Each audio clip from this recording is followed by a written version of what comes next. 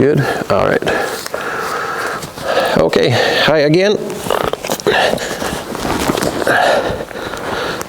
We've just put together another ride, another video before Mr. Valero heads home. Hey, are you there? There you are. Good.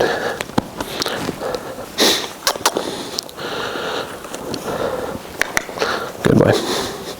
Just kind of go through a little bit of what we've been doing and kind of sometimes how a typical ride might go. So yeah, just still riding him in the same bit. Good boy.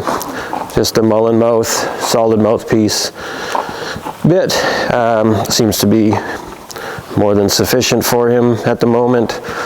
And, you know, just using that too, because he's sensitive enough to the bit that we don't really need anything super strong or anything stronger than this really.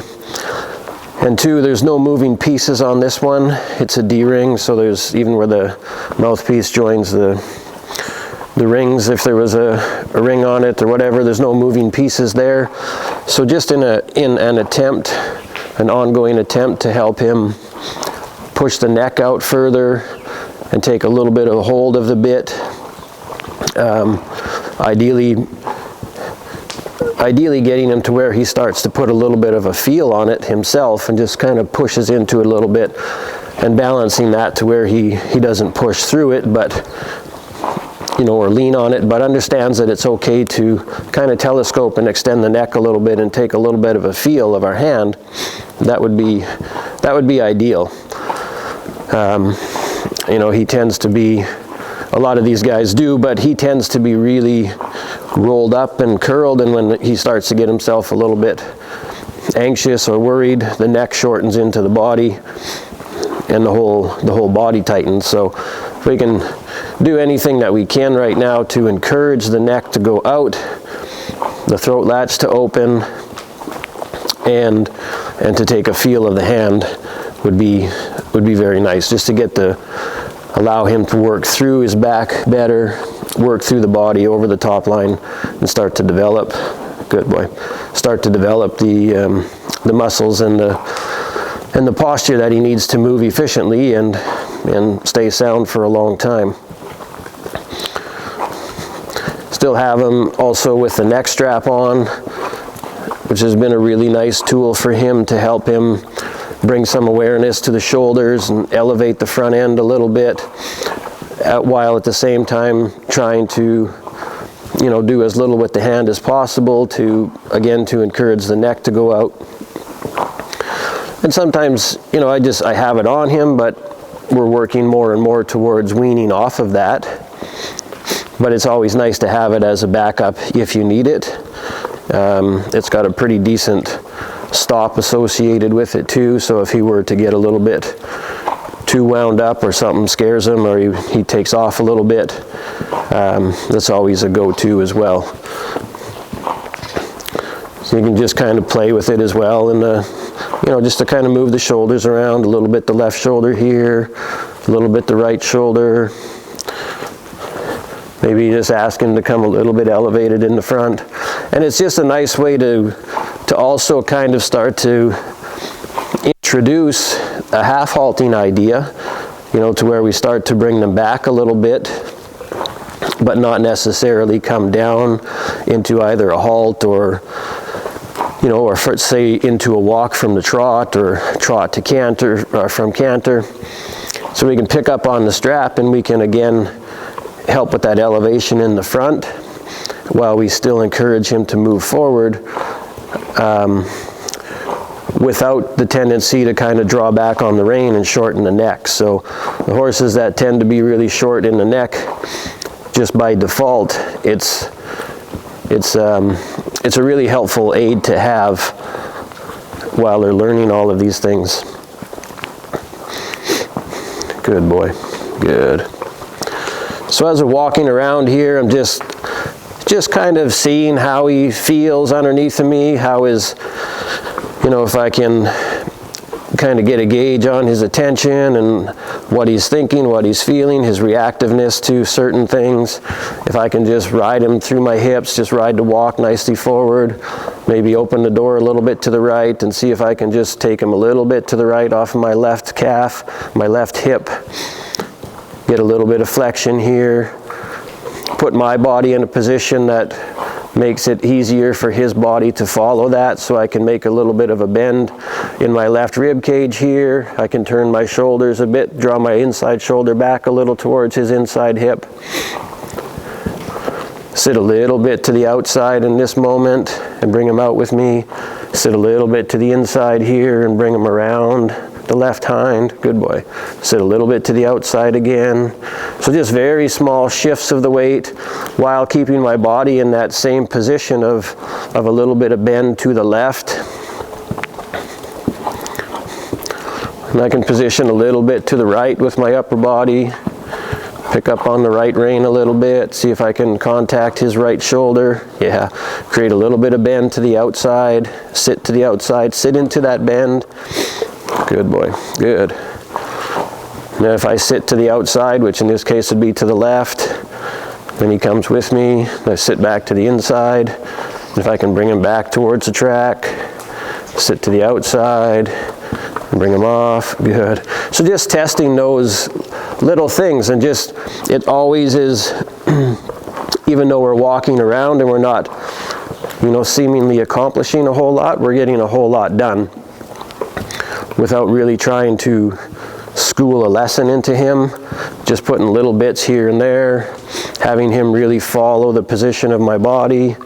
So again, I can try to stay out of my hands as much as possible. This, of course, will change when he goes into trot and when he goes into canter. And the speed goes up and the balance goes down. A little bit of balance goes down, then the worry comes in, a little bit of the tension because he doesn't feel quite safe enough on his feet. That's just all normal, part of the process. But the better we get everything at the walk, the ability to move the shoulders around, the deep breaths, the letting go, the softness, the confidence, the balance, the strength, his connection and his willingness to attempt. Good boy. And so much of it is just helping him understand that he has more capability than what he believes he has at the moment. His self-confidence is not super high, although it's much better than it was 4 months ago.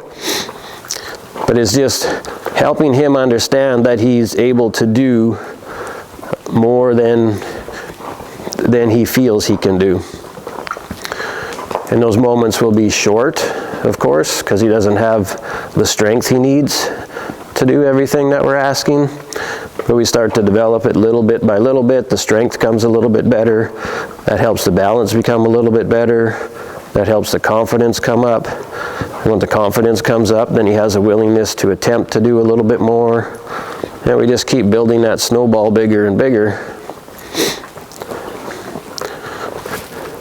And once in a while, the snowball's going to completely fall apart, and we'll just have to start rebuilding it again. Good for you. Good. Good. Yeah, so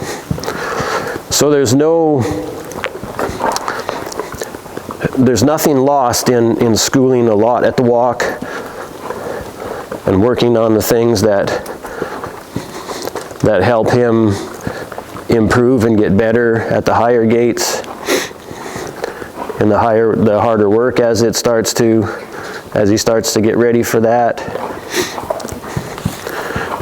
The walk is a really good gait to really have time for the rider to feel what they're getting feedback from him, and be able to input some different information based on what you feel. And then he has time at the walk to also receive that input and process it and start to understand things in a little different way. Good boy. So most times the fastest way is to go slow. So there's more value in the walk than I believe a lot of people than a lot of people realize. Good boy. So just keeping in mind as we're moving around and making these, serpentines and turns and circles, really trying to feel like I'm sitting evenly on both sides of him, that I'm using my hips to position in the saddle how I would like his hips to be, my shoulders moving and turning in a way that I would like his shoulders to be, my rib cage indicating what I would like his rib cage to do. For example, turn to the left, so he's going to get a little shorter on the left side of his body. His left shoulder and his left hip are going to become a little bit closer together, especially as the circle gets smaller. So I want to have that same vision in my mind and that same feeling in my body, that I'm putting my body exactly how his body would need to be. So then I have the opportunity to just ride his body through my body, connect the two, and I don't have to be pulling and kicking and doing so much. Obviously, with a horse that's very green, there's a little bit more, but the goal is to do that. The goal is to have the horse mirror your body and the two of you just going together. Of course, we can't start with the goal, so sometimes we have to really exaggerate a movement, use exaggeration to do the explaining, the teaching. Good for you, good. Another thing to be mindful of, if we're moving him off of a certain area, let's just say I would like to move him off of my left leg, we have to provide a place for him to go. So if we open the right a little bit and invite him to the right, then we don't necessarily have to push him off the left. And there's a difference in that of just sending an invitation over here and riding to there with our body,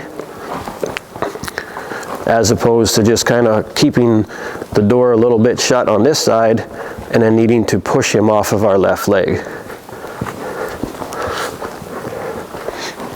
So moving him off of one set of aids is rather difficult to do if we don't provide an area for him to go.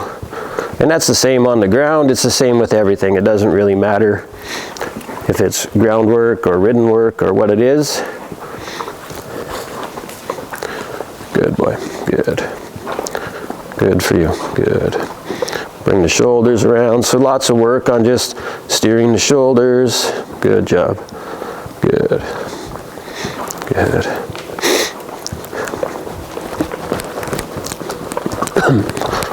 Good. And again, in the trot, just trying to help him find that balance, that point where he's not rushing and feels like he's scrambling onto the shoulder. Not trying to hold him,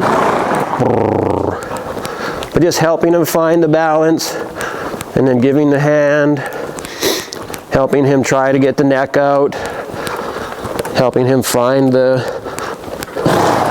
trot, the rhythm that is most easy for him to maintain that. Maybe it's a little forward one day, maybe it's a little less the next day, and helping him kind of find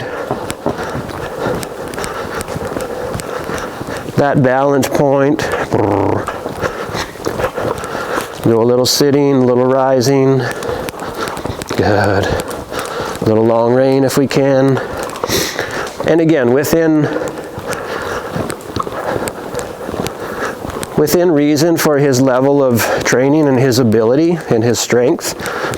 Some days he may offer to push the neck out a little longer and a little lower. But that may be too much for him.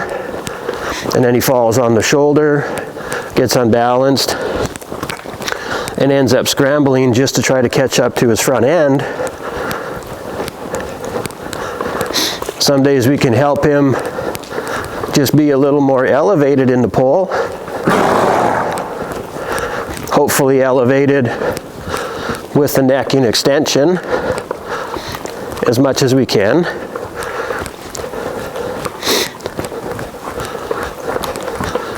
And that's the biggest thing. The pole can be a little elevated,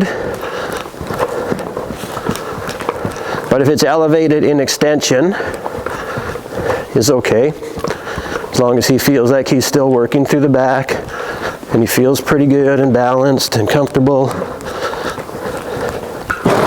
and breathing.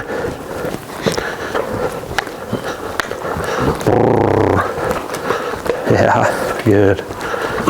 Right. We can bring the trot back a little bit, a little more towards a western type of jog maybe, trying to feel the rhythm of the trot always in the seat. So even if the trot does come back a little bit more slower, or a little bit more towards collection, we can keep riding the trot in the seat, riding that rhythm, supplying him with the information from our seat to his back, trying to regulate the trot a little bit. So always staying in some motion, our seat, our lower back, our hips. So even if he starts to get a little bit uncertain and a little bit braced, we keep that movement in our body to encourage that movement in his lower back and that letting go. Very nice. And you're just going to get moments where he feels he can let go and reach a little further. Yeah.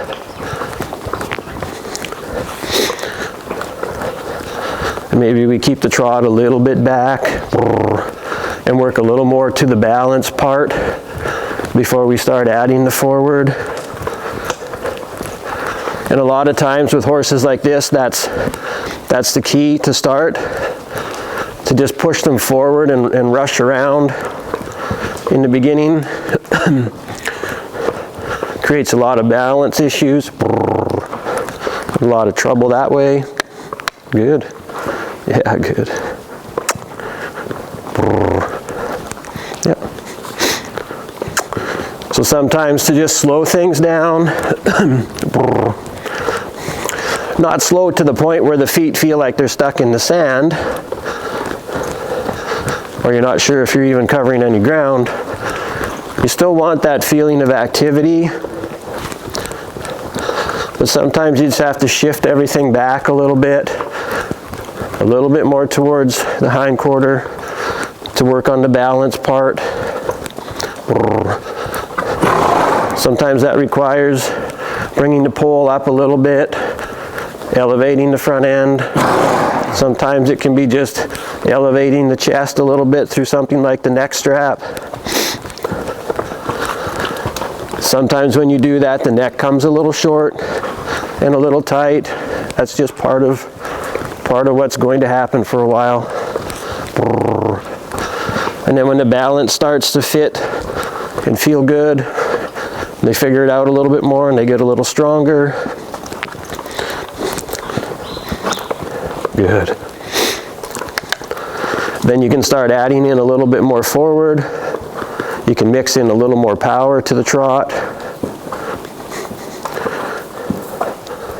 But then you have a trot that's moving forward powerfully with softness and balance too, and not just being pushed really forward and more often than not on the forehand. Stiff and very hard to ride.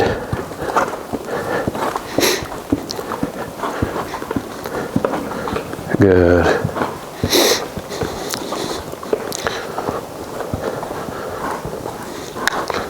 Horses are moving around outside the arena there, so he's wanting to listen and check out what they're doing. Good boy, good.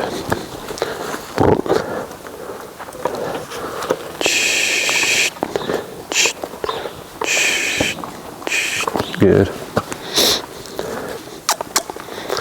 Good boy. Good.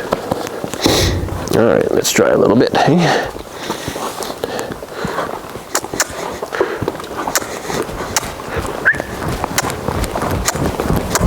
Yeah, good. Good.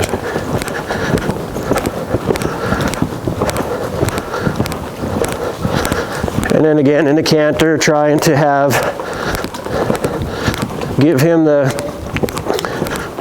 help a little bit from the hand, and then give the hand. See if we can have the neck come out a little bit more again. Don't want to help him or teach him to lean on the hand. Yeah. Good. Let him move. Right.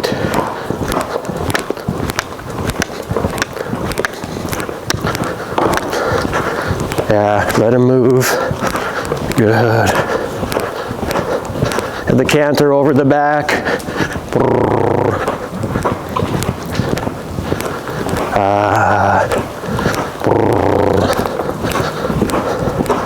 You'll find oftentimes the neck strap is a really nice tool to use in the canter when needed to really help with rebalancing.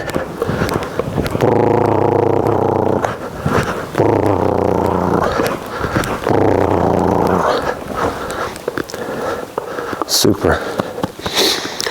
And really encouraging that jump over the back and that little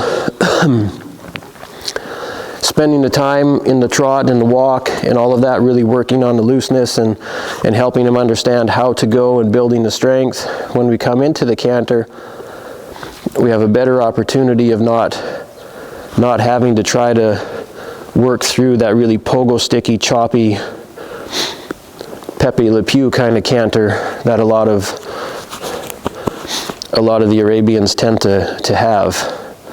I talk with a lot of people that have difficulty with that, and the canter just kind of props on the spot, and they really jarring, and it's not comfortable for anybody. Having him just kind of find that jump and rolling over the back and encouraging that, working towards that more and more, so that he, again, finds just a much more efficient and easier way of carrying himself. Also, you know, a month ago or 6 weeks ago after the canter work and he got his adrenaline going a little bit, you couldn't just stop and stand here and kind of chill out and process all of that. He'd be vibrating, and you know, he couldn't keep his feet still because his heart was going and his respiration rate was up and adrenaline's flowing through him. You'd have to keep moving and kind of redirecting him around again over and over, just to try to bring him back, to slowly bring him back down.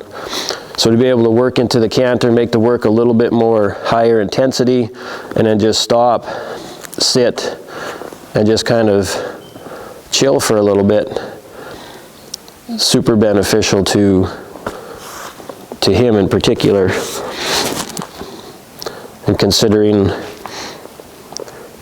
how he was in the earlier videos, it's a very nice thing to be able to do. Good, bud, good.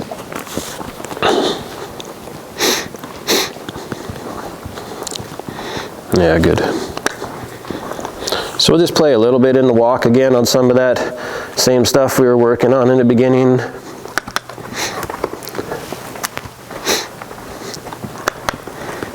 Good. Just getting a feel for being able to move the body around, the shoulders around a little bit. Yeah, good. Good. Good for you. Good. A little bit of left flexion, left shoulder, and just kind of really giving my body to that movement. So yeah, sometimes it looks like you're riding in a contorted position and not really very good at what you're doing, but to really give your body to that position and that movement, and really let him feel you in that position. Yeah. So we take the horse kind of a little bit more into exaggerated movements once in a while, and take our own body into more exaggeration once in a while. When we both come back to being straight and a little bit more in the middle, then we come back to that position with a little bit more fluidity and softness in our own body. If we kind of just work within a certain set of movements or certain parameters of movement, we actually just wind up creating stiffness in both of us, really. Good boy, good. All right. Try a bit of that again. Yeah, good.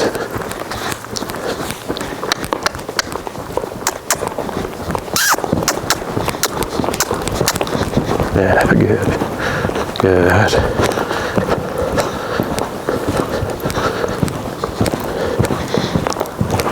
Good. Yeah, good. Good. Sometimes I think the neck strap, when it's flopping around there, kind of bugs them a little bit, and I think that's what that was about there. And just kind of, and just trying to ride, just playing, you know, see what's possible. Give. Just let him move. Just trying to be relaxed and loose, and just play. Ask a little bit. Can you flex to the right a little? Yeah, and then give the hands. Trying to make it so he doesn't feel that there's a great restriction anywhere in front, which makes him worried, makes him feel trapped. Again, trying for that feeling of being over the back.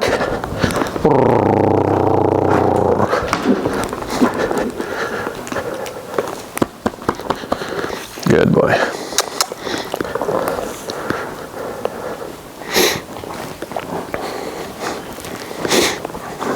Good.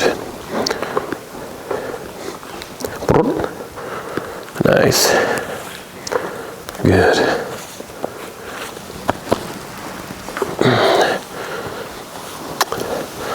Then we'll play with some of this stuff here. I haven't really used much of this for a while. You know, I'll maybe do every 3, 4, 5 days, maybe once a week, maybe once every 10 days kind of thing. The reason I don't do it every day is because I just don't want it to be part of the routine where there's nothing, it doesn't have any value to him. He just gets used to me carrying stuff beside him or doing whatever, and there's no real, you know, he just gets accustomed to it and it's just another thing. But if I do it every now and then, it gives me the opportunity to see if it triggers him a little bit and if it stresses him a little bit, and how we can work within that. You know, it's good to get a feeling of whether he's bothered by it today and how he handles that and how he manages that.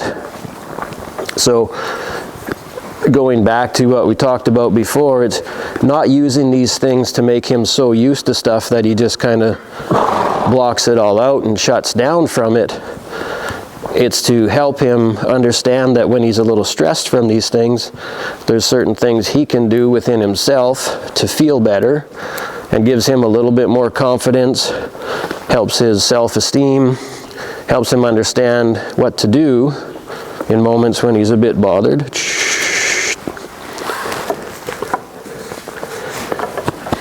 And we can just build on that. So I don't want him to be frozen and blocking everything out. I want him to be aware of what's going on.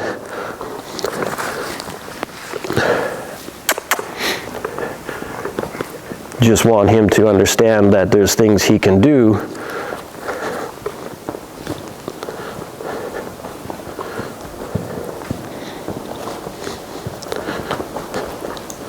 boy, good. Yeah, good.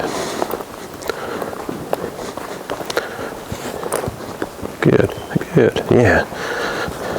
And so, yeah, when we're going around here and he's, you know, he's a little bit bothered by things,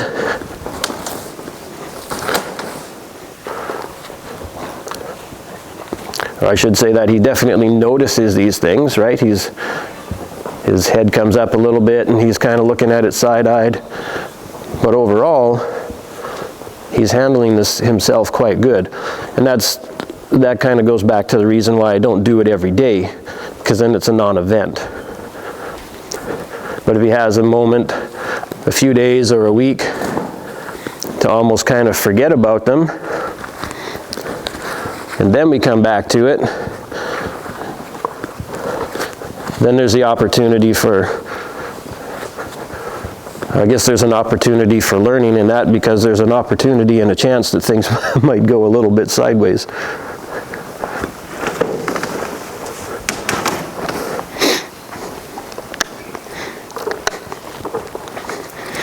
Good boy. Ah, you don't like it? You're gonna bite it or what? Yeah, good.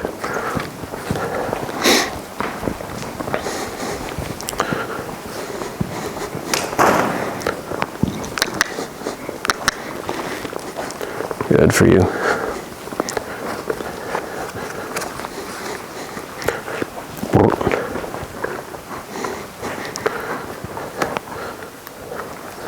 Good job. So I got my daughter's purple Barbie rope here that she used to have when she was little. It's a nice color. In my previous life, I used to be a cowboy, so I have done a bit of roping once in a while, but it's been a long, long time, so I was never good at it then either, but I'm even worse at it now.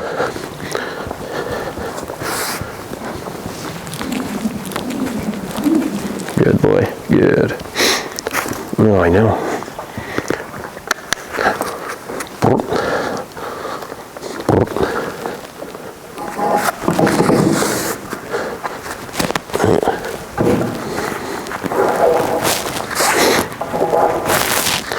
See what happens here.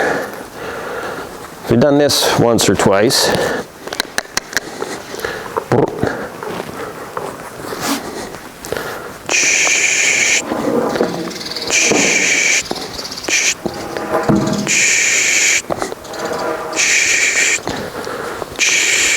That's it.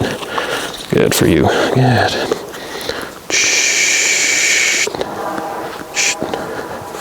Good boy. Good. Good.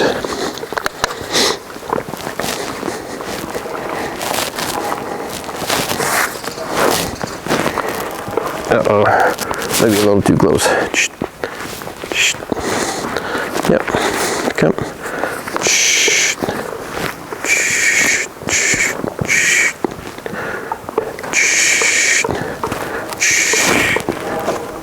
Good.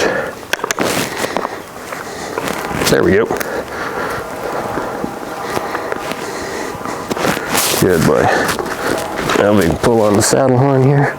Oh, picked up an extra. There we go. Good boy. Good. Good. Ah, good.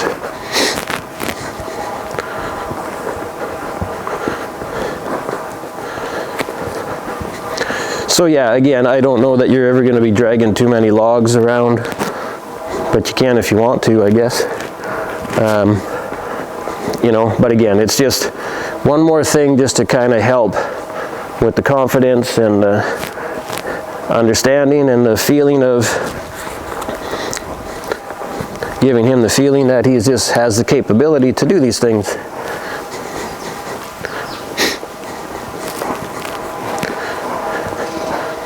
Good boy, good.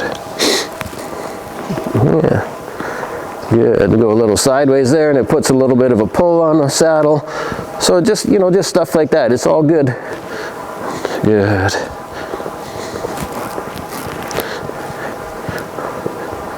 You think from a dressage training perspective that stuff like this is one of the biggest things that's missing from so many dressage training programs, is that,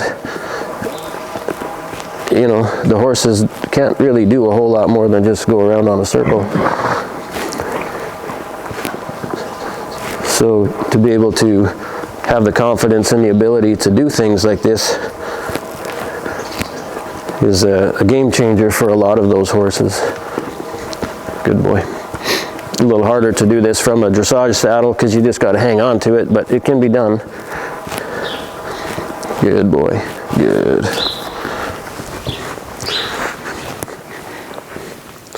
Good boy, good, yeah.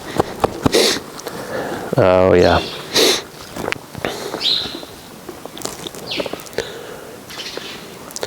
So yeah, that's pretty much where we're at, what we've been working on the last while. You know, it's kind of a continuation of exactly what we've been working on from day one. The relaxation, the thinking, the slowing things down, the feeling, the confidence. But yeah, it's all coming more and more. I think from my perspective of, you know, of working with him all that time, there's a maturity to him now that wasn't there before. More of an understanding. The confidence is a lot higher than it was, and it's got a ways to go, but we just keep building on what he's got here. And it'll all start rolling and clicking together.